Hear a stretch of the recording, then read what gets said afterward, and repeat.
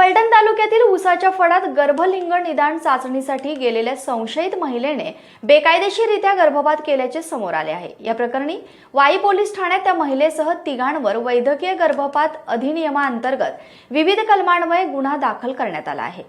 फलटण तालुक्यातील ऊसाच्या फडात गर्भलिंग निदान होत असल्याचे लोकमतने स्टिंग ऑपरेशनच्या माध्यमातून समोर आणले।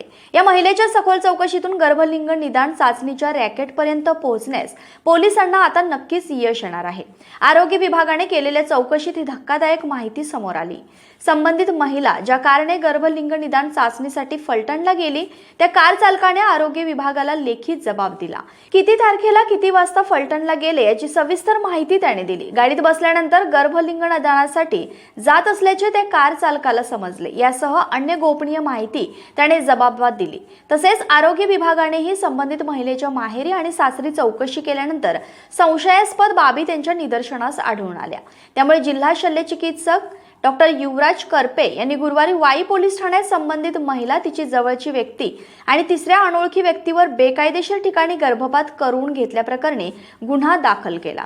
हे प्रकरण अत्यंत संवेदनशील असून या प्रकरणाच्या मुळापर्यंत जाणे गरजेचे आहे। पोलीस, आरोग्य तसेच महसूल विभागाने समन्वय साधून या प्रकरणाचा पुढील तपास करावा, जेणेकरून भविष्यात असे प्रकार घडणार नाहीत आणि यापूर्वी झालेले प्रकार उघडकीस येतील।